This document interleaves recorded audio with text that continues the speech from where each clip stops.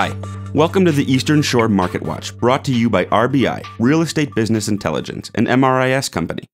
We're going to dig into the most recent numbers from the Eastern Shore housing market, which includes the counties of Caroline, Cecil, Dorchester, Kent, Queen Anne's, and Talbot. Let's jump right in. At this current historical moment of acute industry transformation, it's important to put things into perspective.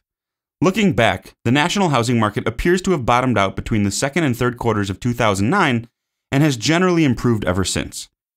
Now, this doesn't mean that every local or regional market has gained ground since that time. However, there are literally still billions of dollars in investment capital waiting for an opportunity to close the deal. With encouraging retail traffic during the holiday shopping season, impressive private sector job growth, and interest rates maintaining at record lows, let's check in on the buyers and sellers at your local housing market. Pending sales were up 11.7% from last November to arrive at 181 contracts written.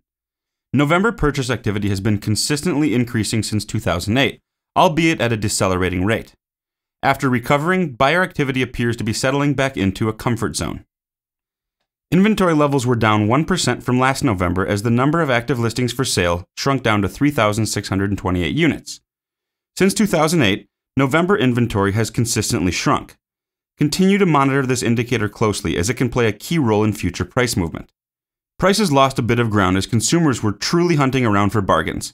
The $210,000 November median sales price was 4.1% or $9,000 under last November's median price.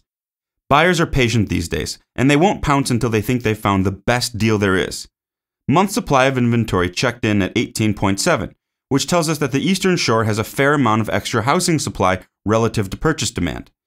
This metric should ideally fall between 5 and 6 months. The good news is, we can see that this stubborn metric has been reluctantly falling since 2008.